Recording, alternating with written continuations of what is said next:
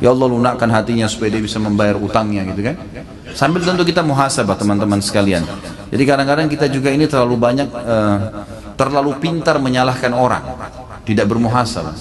Apa yang terjadi, sesuatu yang terjadi pada kita, yang paling pertama hisab diri kita dulu. Ada masalah apa saya ini? Jangan sampai orang ini gunjing karena saya pernah gunjing orang. Jangan sampai utang ini mungkin saya pernah utang sama orang saya nggak bayar. Jadi kita muhasabah dulu.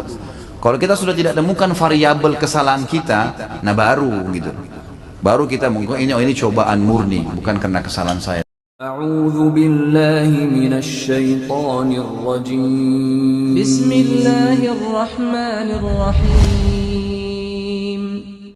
Adakah doa yang dapat ditujukan kepada seseorang untuk dia membayar hutangnya pada kita?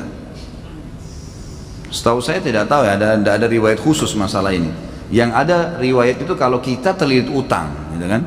Karena Ibnu Abbas mengatakan kalau engkau membaca dalam riwayat sahih, kalau engkau membaca Allah makfini bihalalika an haramik waqdin bi fadlika amman siwak. Allah makfini bihalalika an haramik. Ya Allah cukupkanlah aku menikmati yang halalmu dan jauhkan aku dari yang haram. Waqdini bi fadlika amman siwak, dan lepaskan saya dari ketergantungan kepada selainmu, maka akan dibayarkan utangmu oleh Allah walaupun memenuhi langit. Kata Ibnu Abbas radhiyallahu anhu. Ini harus diamalkan, dan ingat kalau berdoa ikutkan dengan hadis Nabi yang lain riwayat Bukhari, ud'ullaha mukinuna bil ijabah. Berdoa sama Allah diikuti dengan keyakinan penuh Allah akan ijabah. Fa innallaha la yaqbalu ad-du'a min qalbil ghafil. Allah tidak akan pernah terima doa dari hati yang lalai. Doa ya Allah diterima enggak ya? Ragu. Atau sambil berdoa sambil ingat makanan, ingat pasangan, ingat ini, nggak bisa. Harus dengan yakin, gitu kan.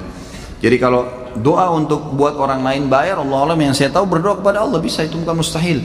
Pernah terjadi dalam sebuah riwayat yang sahih, Umar bin Khattab pada saat mengirim pasukan di perang Qadisiyah, menembus ya benteng-benteng Persia. Nah pada saat itu pasukan muslimin yang masuk dari 12.000 orang pasukan ini, itu kan kalau pasukan jihad masuk dan menang, berarti lokasi yang ditembus itu menjadi harta rampasan perang. Jadi miliknya mereka, miliknya mujahid. Jumlah mereka kecil, wilayah Persia besar, gitu kan. Ini kalau dibagi ini luar biasa gitu. Maka waktu itu mereka sudah mau bagi, tapi sebelumnya minta saran Umar bin Khattab. Umar berpikir untuk apa, mujahid ini nggak butuh sebanyak ini. Maka Umar bin Khattab juga berpikir mereka mu'allaf, baru masuk Islam, baru mengenal Islam, lebih baik ganima ini harta rampasan perang dibagi aja, tetap pemiliknya tapi dikasih setengah kepada para mujahid. Waktu itu Bilal radhiyallahu anhu sahabat Nabi yang lain menolak. Waktu Umar bin Khattab kasih keputusan, kata Bilal, ya Amir Mukminin, jelas hukum agama kita, gitu kan? Ini dibagi untuk mujahidin. Maka Umar bin Khattab mengatakan, wahai Bilal, pikirkanlah, kalau kau mendapatkan sekian bagian dari Persia, kau mau apain tuh harta? Banyak sekali, gitu kan? Dan mereka itu orang-orang yang baru masuk Islam.